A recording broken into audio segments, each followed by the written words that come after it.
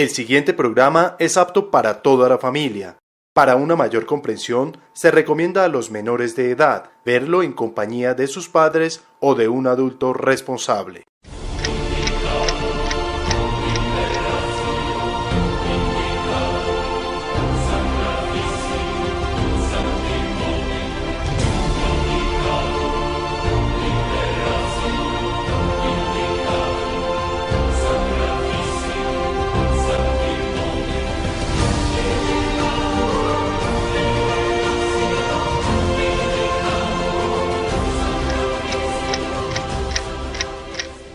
Un saludo muy especial para todos los habitantes de Cogua a través del canal comunitario Coapac. Mi nombre es Alejandro Góngora y les doy la bienvenida a un nuevo episodio del Reloj de la Historia.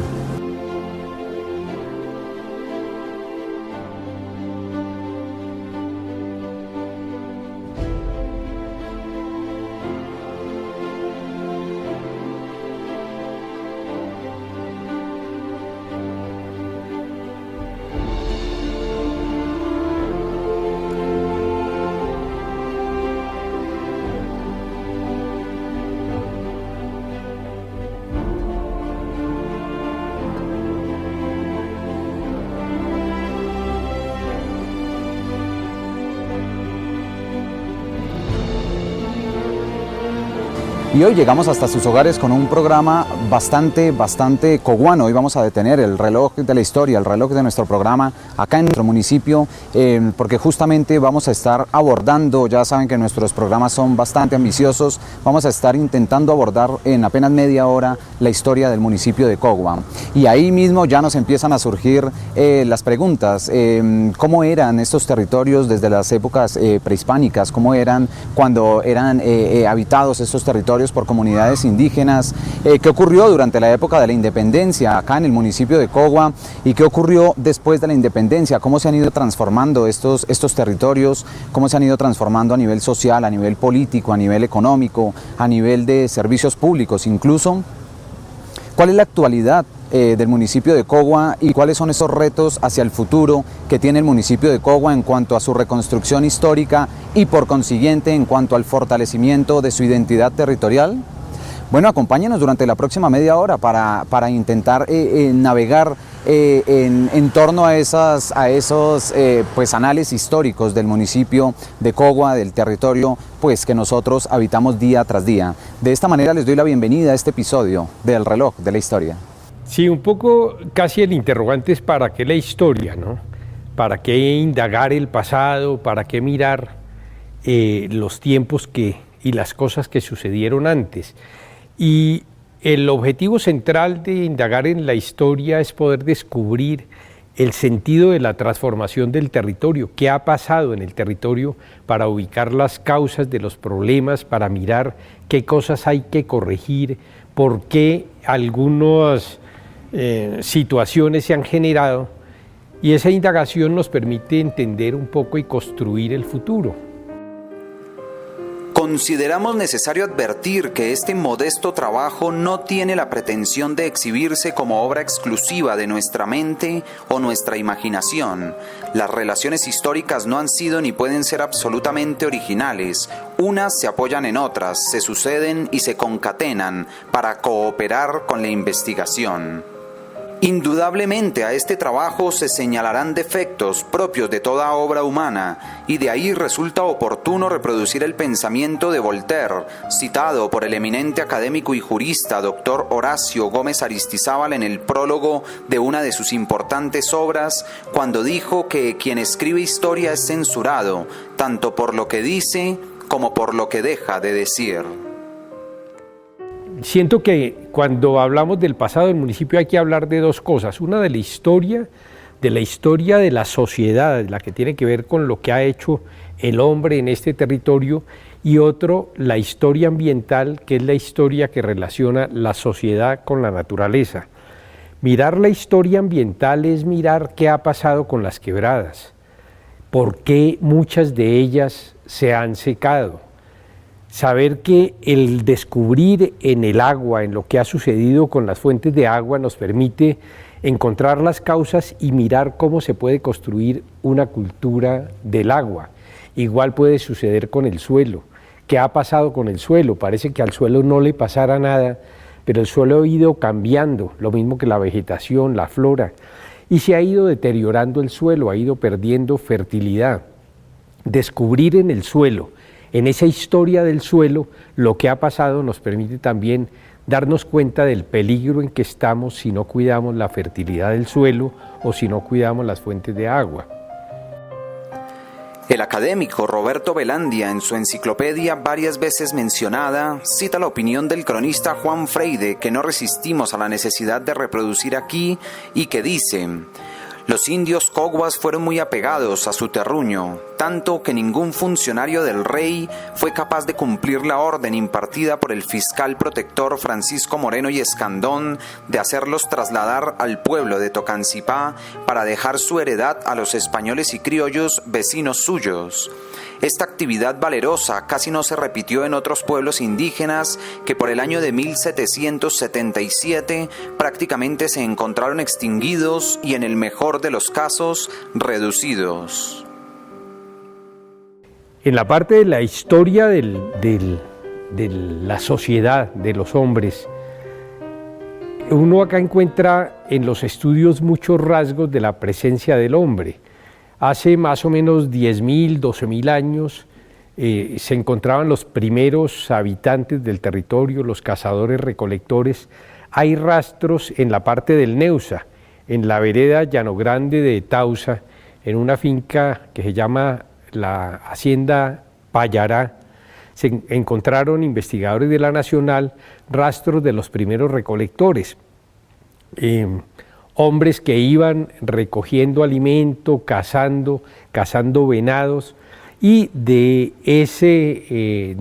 la cacería del venado construían sus vestidos y además se alimentaban. De eso hace más o menos 12.000 años, ahí se encontraron ollas, instrumentos, fundamentalmente agujas elaboradas con huesos de venado. Posteriormente hay también rastros de la presencia de los primeros agricultores y después agroalfareros, de hace más o menos 3.000 años. Podemos hablar donde ya se empieza a tener algún vestigio de agricultura y de asentamientos en lugares más o menos determinados. Y al mismo tiempo el trabajo de la alfarería, el trabajo de la construcción de vasijas fundamentalmente para el transporte y el cocinar la sal, especialmente. El 26 de mayo de 1781, la vanguardia de los comuneros llegó a Nemocón comandada por Juan Francisco Berbeo, quien luego de hacer genuflexión ante la iglesia y dar otras demostraciones de fe católica, avanzó hasta el Mortiño, que varios historiadores, incluso el hermano Justo Ramón, indican como cercano o inmediato a Zipaquirá. El único, y que sin reticencias, en el volumen 2 de su obra Ciudades Históricas de Cundinamarca, identifica ese sitio como perteneciente a Cogua y en corroboración publica la fotografía del puente precisamente denominado de los comuneros sobre la quebrada San Antonio en la vía Zipaquirá-Nemocón, es el distinguido académico Roberto Velandia. Los muiscas que se instalaron en estos territorios, la tribu de los coguas hacía parte de la gran familia muisca, y cuando llegan los españoles encuentran pequeños poblados. Cuando se habla de la fundación del municipio en 1604, se está hablando no de la fundación porque los pueblos existían, o sea, los pueblos muiscas existían. Lo que hace la fecha es fundamentalmente recordar la agrupación de varias comunidades en una sola para organizar la doctrina, o sea, para construir la iglesia y organizar la doctrina y asegurar el dominio español. Digamos, hay muchas cosas que en el municipio, en la historia, habría que resaltar. Uno dice, pasando así rápidamente, el siglo XIX, en el siglo XIX se consolidan, digamos, en la colonia tenemos que se instauran encomiendas y resguardos, y es posiblemente el primer orden territorial. En la parte plana se ubican las encomiendas, digamos que son tierras que le asigna la corona al español con unos indígenas para que se trabaje y ahí puedan organizar la producción. Y eso se hace en las partes planas, en el caso de Cogua, en la parte del Mortiño, de Susaguá, en las partes planas, en los valles planos. Y los resguardos donde se ubicaron la vivienda de los indígenas se ubica en la parte montañosa, en la parte de ladera, en la parte de montaña. Esto va a ser la base del orden territorial actual, porque en el siglo XIX, ya después de la independencia, esa parte que eran encomiendas se convierten en haciendas. En las haciendas, en los hatos lecheros, haciendas mineras, el caso de la hacienda Casablanca, Aposento, Sinaí, Aguatá, El Molino, que son haciendas sobre la cual estaba sustentada la economía, que tenían agricultura, fundamentalmente trigo, cebada, tenían molinos y algo de ganadería y algunas, como el caso de Aposentos, que eran haciendas mineras. Y digamos, lo que eran encomiendas se transforman en las haciendas, y lo que eran resguardos, a mitad del siglo XIX se autoriza la venta de los resguardos y la parte de ladera se convierte en pequeña propiedad, que es una de las características del municipio. Toda la parte de ladera es pequeña propiedad y se ha convertido cada vez en más pequeña propiedad. Cada vez ya hay casi menores de 1 hectárea. Uno puede hablar que el 60, casi 70% de los predios del municipio corresponden a predios menores de 1 hectárea. Hay una alta concentración porque el 80% de los predios corresponde a predios menores de 5 hectáreas y el resto, pero ocupan una pequeña parte del territorio, mientras el resto constituye el 10-20% de mayores de 5 hectáreas, pero ocupan gran parte del territorio. Hay una inequitativa distribución de la propiedad.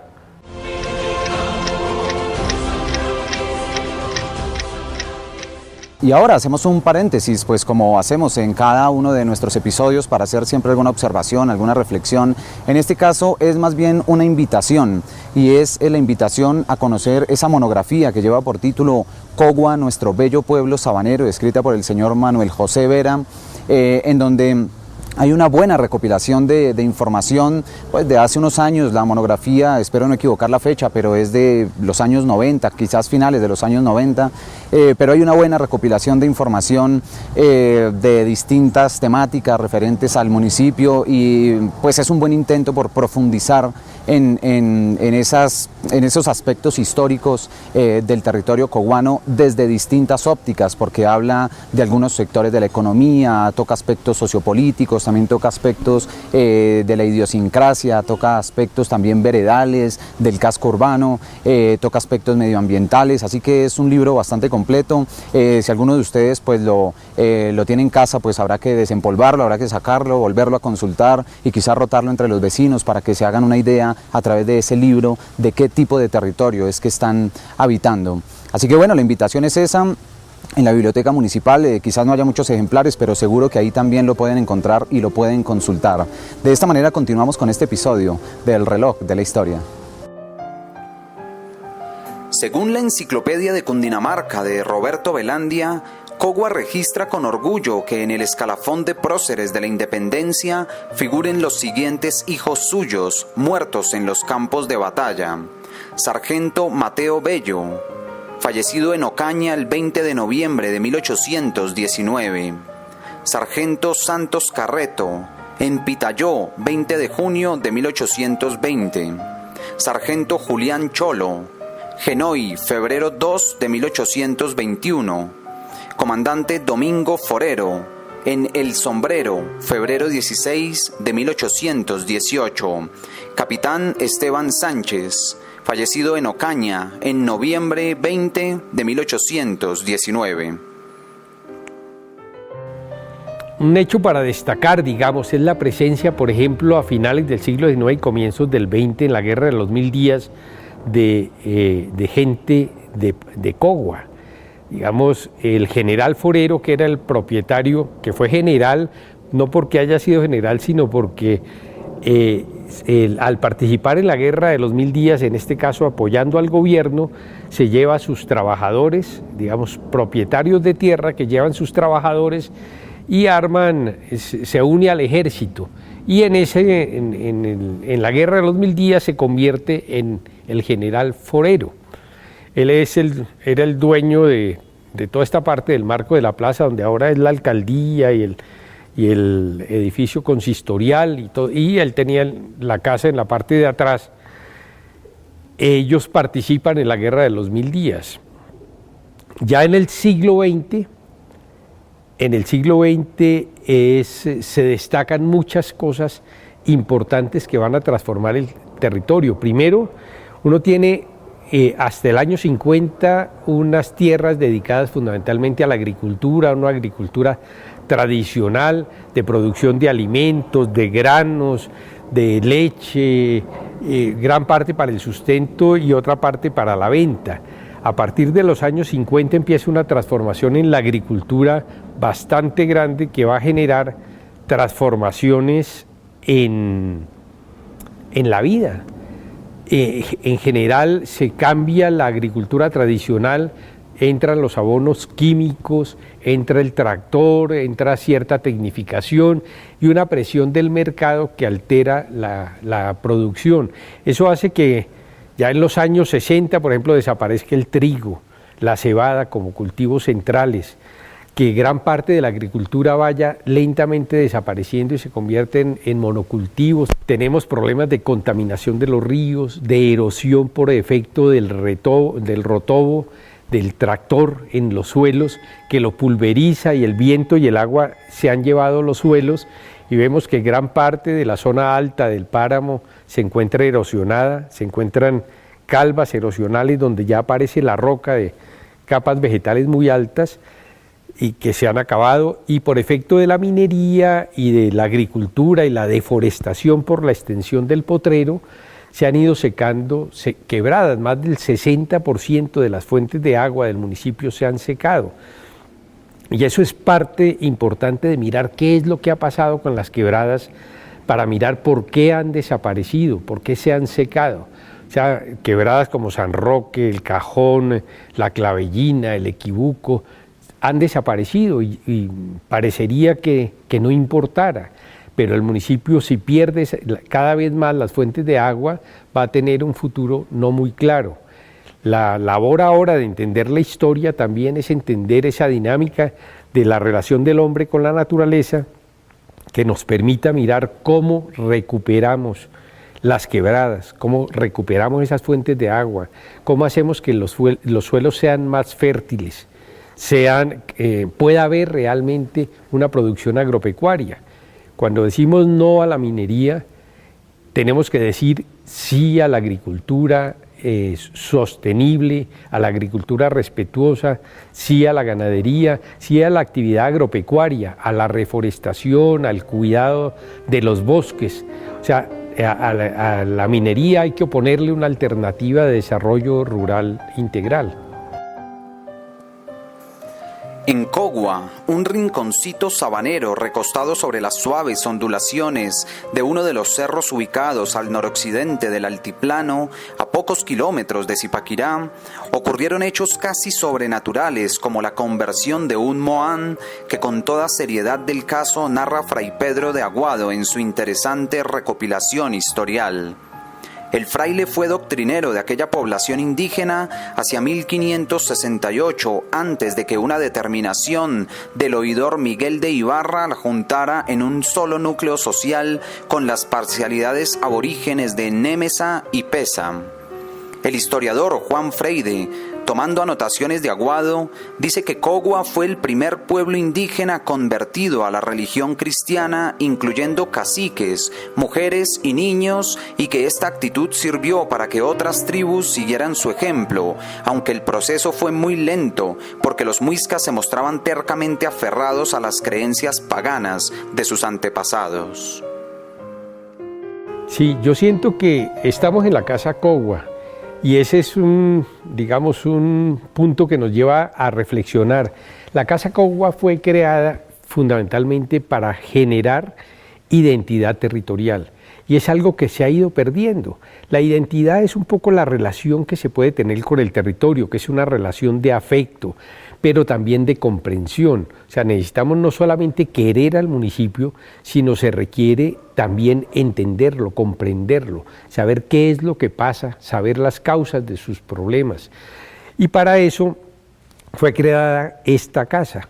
El proyecto inicial, lo que está consignado en el plan de ordenamiento del 2000, el plan que está en este momento vigente, contempla que esta casa va a estar dedicada un poco a recuperar los archivos para la historia del municipio, hacer un espacio de biblioteca, de centro de documentación, para que la gente conozca la historia del territorio, para que se tengan los elementos de cómo fue y cómo es ahora el territorio, la flora, la fauna, tener un herbario municipal, que la gente conozca cuáles son los árboles nativos de la región, qué es lo que hay que sembrar, qué ha ido desapareciendo, qué especies de la fauna también subsisten. O sea, tener un conocimiento del territorio, saber sus cuencas hidrográficas, las quebradas, los bosques que existen. Hay muchas cosas que hay que reconocer, que valorar en el territorio, pero se necesita que los estudiantes la conozcan. Y eso genera identidad, el conocimiento del territorio. Se puede generar una cultura territorial, una cultura que responda al municipio y que pueda sustentar el turismo, que pueda sustentar el trabajo ambiental para que la gente se identifique con su territorio, tenga una relación directa. En la educación no se enseña el territorio, la historia se acabó, solo hay un pequeño espacio donde se enseña lo municipal en segundo de primaria, pero el estudiante que ya pasó segundo se olvida aún de qué veredas hay en el municipio, qué cuencas hay, muchos elementos del territorio. Entonces es necesario rescatar lo que en el plan de ordenamiento se decía y que lo hemos pregonado por otros lados, y es crear la cátedra municipal, una cátedra que dé cuenta a los estudiantes y a los pobladores del conocimiento del territorio, de cómo es Cogua. Para eso se hizo este lugar, y la idea es recuperar el sentido de la Casa Cogua. Da tristeza cuando uno la ve un poco descuidada, un poco olvidada, de la pérgola de la parte de atrás, los baños, ciertos espacios que permanecen cerrados, y en cambio de cumplir realmente la función que tiene, que es la de generar un sentimiento de identidad territorial. Luego de que en agosto de 1604 el oidor Lorenzo de Terrones fundara el pueblo cumpliendo determinaciones de la Real Audiencia, mediante escritura del 22 de abril de 1605, contrató con el albañil Domingo Pérez la construcción de la iglesia. Todo indica que Domingo Pérez incumplió el contrato, pues en febrero de 1767 el fiscal protector Francisco Antonio Moreno y Escandón pidió la reparación de la iglesia de Cogua, visto su estado ruinoso y atendiendo la solicitud de don Juan Sutaneme y otros indios. Por su parte, los vecinos contrataron al alarife Juan Pinto para repararla, lo que hizo en 9 meses con la ayuda en trabajo de los indios, a quienes se relevó de pagar tributos en tal año como compensación. Sí, yo siento que las dos cosas funcionan. Digamos, por un lado, falta interés, o sea, falta entender la importancia que tiene la identidad territorial. No, digamos, hay cosas que han jugado muy bien en el municipio. El símbolo del rodamonte, por ejemplo. El rodamonte es un símbolo que ha generado identidad. La gente siente que tiene una relación con la naturaleza a través del rodamonte. Lo mismo la ranita CIE. Esa es la ranita que se encontraron los de Conservación Internacional en la parte de arriba de Susaguá, la Pterodactylus susaguae. Esa ranita es un símbolo de la fauna, también de la fauna nativa y de lo propio, porque es una ranita endémica, o sea que es de acá nomás, es propia. pero también hay muchos elementos en el territorio que hay que reconocer, o sea, al darle la importancia a la identidad territorial. Pero por otro lado, sí, no están los materiales suficientes. Este lugar, la Casa Cogua, se diseñó para eso, para ir recopilando, que la gente, por ejemplo, Manuel Montes hizo un trabajo de fotografía, de tomar fotos a los álbumes familiares y recoger toda esa historia que tiene la gente en sus casas. ¿Dónde está? O sea, no se sabe dónde está. O sea, eso debía estar acá expuesto para que lo consulten. Cantidad de libros que se tienen, materiales, juegos, aquí en la biblioteca se han perdido, porque no hay un cuidado. Debía existir en la biblioteca una sala Cogua, una sala municipal, donde todas las investigaciones que se han hecho en las universidades, los trabajos que se han hecho en la reserva, los libros que se han hecho. Por ejemplo, había 3 libros de don Manuelito Vera, casi el único texto que se ha hecho el de don Manuelito Vera. 2 los enterraron en la urna esta del tiempo, y solo queda un ejemplar en la biblioteca. Muchas cosas habría que tener presente para conservar, para tener esa información, y la biblioteca es un espacio. La Casa Cogua es para eso, para recopilar, que la gente tiene un arado de hace tiempos, una maquinaria, un molino, se puede reunir y tener un museo municipal, que muchos turistas puedan ver, venir a visitar y reconocer cuál ha sido la historia de este pueblo.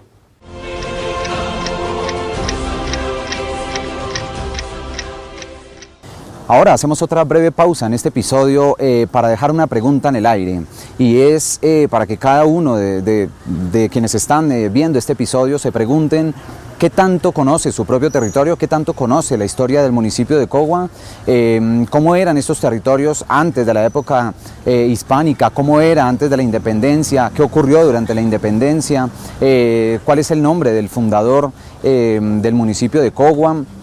¿En qué época se fundó el municipio? ¿Efectivamente se fundó en la fecha en que siempre nos han dicho, o este territorio pues ya tenía, digamos, unos límites geográficos y ya tenía, por decirlo de alguna manera, una estructura social propia? Preguntarnos acerca de la historia, de distintos aspectos históricos, de distintos puntos geográficos del municipio, también intentar entrar un poco en esas distintas, intentar responder esas preguntas, porque es sin duda alguna a través de las preguntas pues que se genera la curiosidad y por consiguiente el conocimiento del territorio. Y lo más importante, a través de esa vía, a través de las preguntas y del conocimiento, pues a través de intentar responderlas, es que se va a generar identidad territorial. Difícilmente puedo querer y puedo respetar algo que no conozco. Así que la pregunta que queda en el ambiente es esa: ¿qué tanto conozco mi territorio? De esta manera continuamos con este episodio del reloj de la historia. Uno de los primeros hechos captados en nuestra infancia fue el de que la provisión de agua para los menesteres domésticos de la población era tomándola de la quebrada San Antonio, ahora sin fundamento, denominada del Padre Otero, en un pozo natural sin revestimiento alguno, ubicado en la calle de la Florida y Piedramoya, precisamente frente a la hoy Carrera Tercera. Para el efecto se utilizaba el sistema a la sazón común en los municipios de la República, conocido como acueducto de las 3 Bs, burro, barril y bobo, aprovechando el entonces considerable caudal de la mencionada corriente. Posteriormente, por los años de 1920 o 21, a iniciativa del alcalde nativo Rafael Antonio Vera Ospina, el municipio construyó una alberca denominada Caja Represa en el potrero Las Mercedes, de propiedad parroquial, para captar aguas de la quebrada La Venadera o el Chuscal y de ahí conducirlas en tubería galvanizada a la pila de la plaza principal. Esta pila pública, además de su función decorativa, fue durante un tiempo lugar de encuentro de las señoras prestantes del poblado, que cuando no tenían muchacha del servicio, sin avergonzarse utilizaban personalmente sus múcuras para aprovisionarse del precioso líquido. Las más de las veces, luego de entrar en charlas sobre episodios o escenas aún íntimas de la vida lugareña y el intercambio de joviales chanzas y chascarrillos diversos. Años después, ampliada la tubería, se extendió la red del acueducto por las casas de la localidad, haciéndose posible así la práctica de elementales medidas de higiene, verbigracia, el baño personal diario, hasta entonces poco usado, pretextando el excesivo clima frío de la región.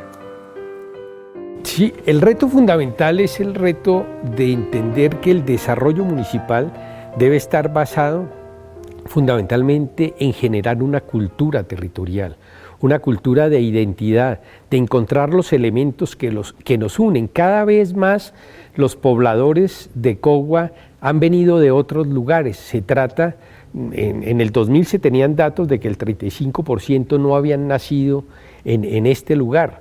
Se trata de difundir elementos que permitan que la gente conozca el territorio, lo valore, y sobre eso se elabore los planes de desarrollo, las políticas de desarrollo.